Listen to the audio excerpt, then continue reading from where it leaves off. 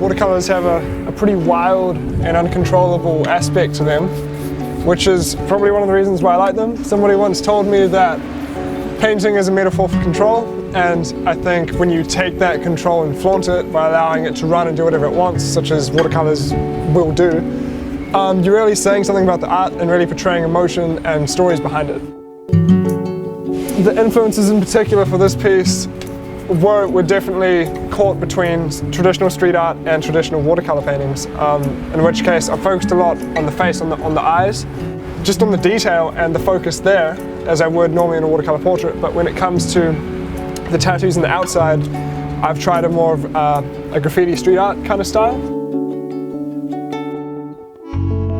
Yes, I'm definitely an Ed Sheeran fan. When his first album came out, that was probably when I first started painting, so I remember I used to paint while listening to the album. Because he writes such emotional music, it's good to channel into emotional paintings. So for him coming to Dunedin, with him being probably the biggest pop star on the planet right now, I think that's a great example of how Dunedin can handle, such an event like that. How people see that from the outside, I think that's definitely going to be good for Dunedin and recognizing the city as a prominent city in the world. Yeah, if Ed Sheeran came and saw the piece, that would be pretty crazy. I'd hope that he feels that it sort of captures his demeanour.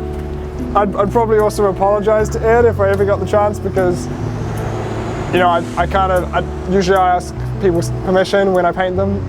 Whereas this case, I just found a picture on Google and went crazy, let alone painting it on a wall 5 by 4 meters big.